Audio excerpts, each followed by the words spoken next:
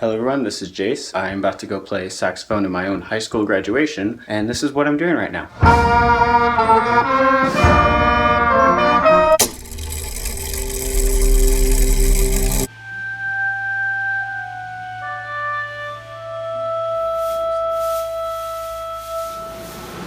It is so hot. It is so hot. I'm sweating. Hello, it's Tuesday, and that means that today I have to get on an airplane.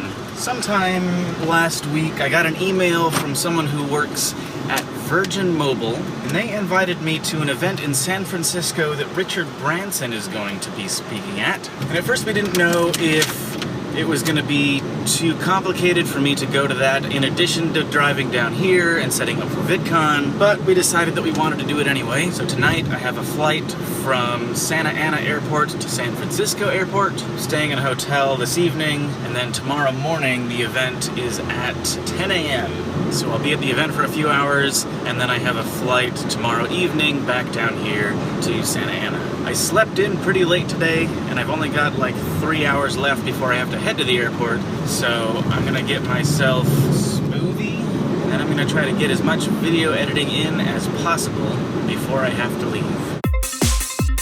Historically, going all the way back into high school at least, maybe even junior high, I've always had a problem biting off more than I can chew.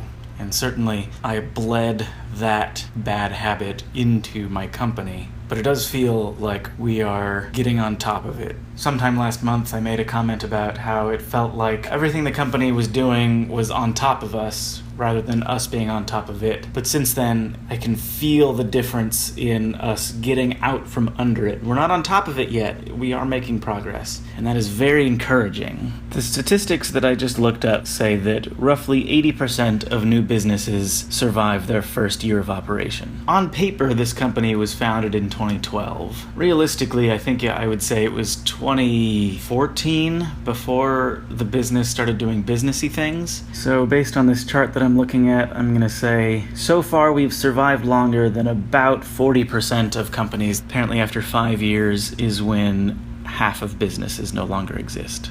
Whew. I spend a lot of time thinking about the pros and cons to owning a business because it's really easy to romanticize the idea of getting a job at McDonald's because you can clock in, do your shift, clock out, and then you don't have to think about the job anymore. And when you want to go on vacation, when you want to cash in your vacation days, you just do that. You don't need to do any extra work to prepare, and there's nothing that you need to catch up on when you get back. But in this particular industry that I'm in, that's really hard to do. It was a problem that I had when I was working full-time at Complexly because I would accrue vacation days, but I was the only person working in the sound department. So if I wanted to take a vacation, I either had to do a bunch of work early or catch up on a bunch of work later. There wasn't actually working fewer hours. It was just rearranging when those hours got worked. And that holds very true with running this business. I would like to get to a point where we have enough employees covering all the bases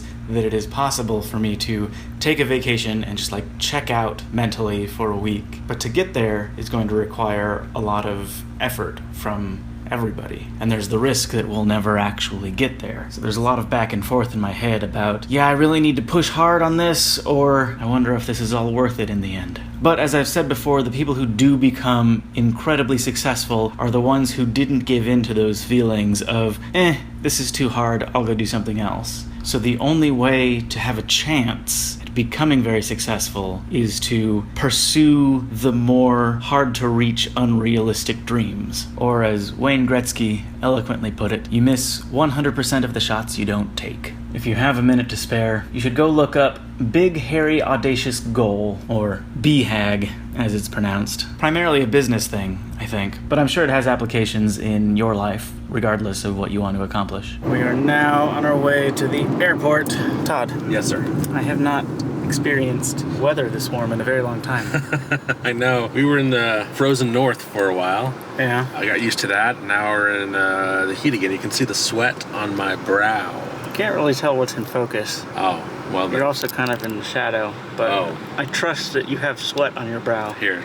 Do you feel that? Oh, that's gross. I'll be honest. Yeah? I'm sure tomorrow will be exciting. But right now, I'm not really a fan of having to get on an airplane. I'd rather just sit in front of my computer and edit video. You can do that tonight. I guess I could do that tonight. You'll have nothing else to do. Unless this airplane has The Wi-Fi? outlets on it. I can't turn my computer on during the flight, though. This is true. So my battery is shot. We gotta get you a new laptop, buds. We have a lot of other things we should spend money on first. I know, but I mean, that's like a priority, though. I don't know. If you have a working computer, yeah, I would say that's... I mean, it works. Ish. I just have to be plugged in. Yeah. But what if we spent that money on employees instead? That would be good. That'd be good, too. That's how it goes. Running a business is interesting. All right, here's the airport. Campus Drive. Southwest Airlines. C. Yeah, C. senor. C. Gotta get my backpack. I got my backpack. Okay, Southwest. Got my boarding pass.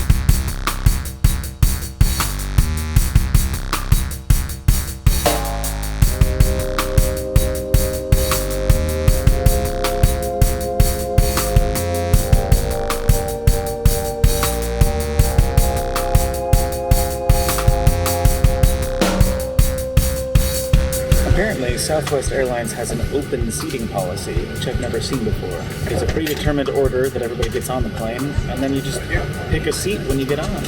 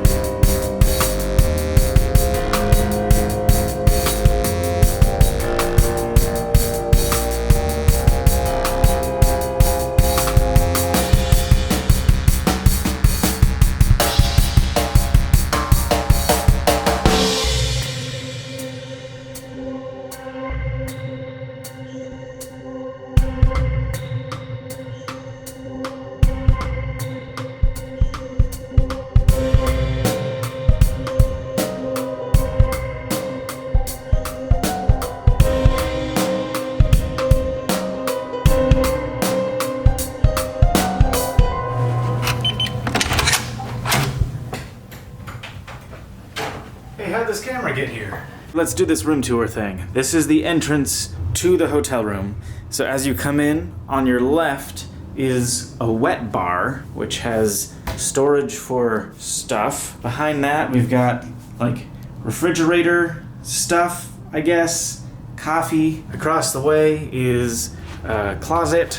And then this is the main living room area. And off the main living room area is another hallway where we have another closet and the restroom. Or should I say, one of the restrooms. So we're coming back out of the hallway. We're gonna turn right. Here's a television. It's a big old TV right there. And then now we're in the bedroom. We've got a very large bed, seating area over there, desk right here. We've got a television right there, and then another hallway, a third hallway, where we have the bathroom that has the shower and another toilet. And then, of course, we have yet another closet. This is admittedly more space than I need, but Michael Morgan booked this room for me, and I guess he has a ton of Hilton points just laying around, so we were able to splurge a little bit. This is the view.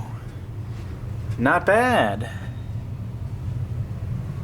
Okay, it is almost 10 o'clock now. I need to be at this event that I'm going to tomorrow at 10 a.m. So that gives me 12 hours. If 8 of those should be sleeping, and 1 of those is probably going to be travel time, I guess I've got 3 hours to burn. Maybe I'm going to go see what the fitness center is all about. This elevator has a thing that says seismic. I've never seen that before.